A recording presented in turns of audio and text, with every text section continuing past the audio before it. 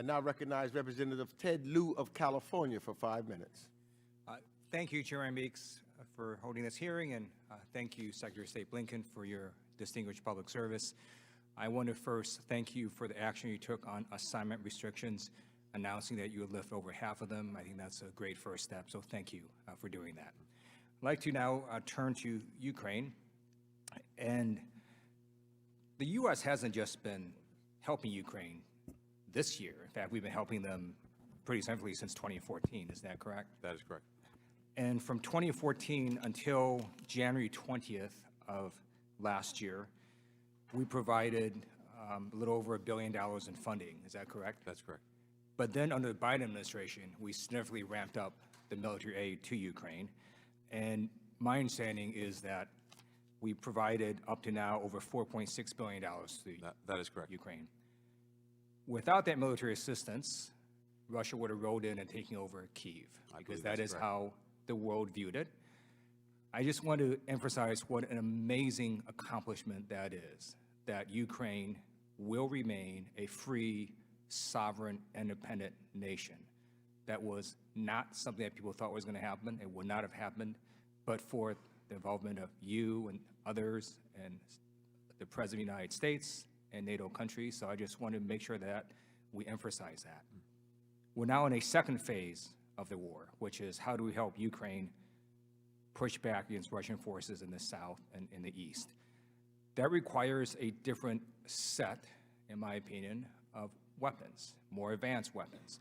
And you were right in pushing for MiGs to go to Ukraine, and just based on public reporting, it was, I commend you for trying to do that. I believe that air power and air dominance is a critical component of modern warfare, and I continue to urge you to push to do that.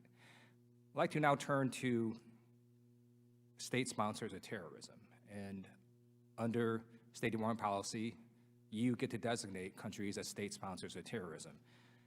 If a country is so designated, then that gives us certain options. One of them is, for example, it would allow us to ban dual-use exports to that country. Is that correct? Another is it would allow the U.S. to take economic action against countries that continue to do business with that designated country. Correct? Yes. It could also freeze that country's assets in the U.S., including real estate. And it could cause the U.S. to veto efforts of that country to secure, for example, World Bank loans or other loans such as that. Yes. In order for you to designate that, you need 2 instances, at least, of that country sponsoring terrorism. So when we talk about Russia, it's true, right, that Russia provides sanctuary to a U.S. designated terrorist group known as the Russian Imperial Movement? Let me say this, Congressman. I appreciate the question and the issue. We have Go ahead.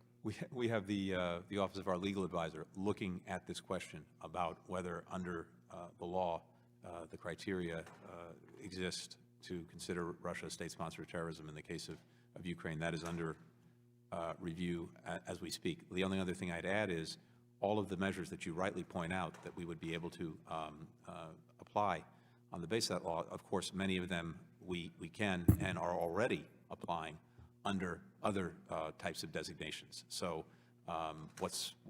two things are important, I think. First, of course, is making sure that we are adhering to the law, meeting its requirements. The second is making sure that we're effective and by whatever tools we have available to us to be effective in doing a number of the things that you pointed to. Thank you. On April 22nd, 10 members of the Foreign Affairs Committee sent you a letter about designating Russia as a state sponsor of terrorism, and we laid out all the various examples of how Russia, in fact, was a state sponsor of terrorism. I just want to urge you to look at the standard. So the standard is not whether we have to prove this beyond a reasonable doubt. It's not whether an academic professor somewhere could say, hey, maybe Russia doesn't technically meet these requirements. We believe Russia doesn't meet these requirements. I think we have to just apply the common sense standard. The American people will not understand if we do not designate Russia as a state sponsor of terrorism. They're watching horrific images on their TV day after day after day. So I just urge you to apply the common sense standard go through your process. And with that, I yield back. Thank you.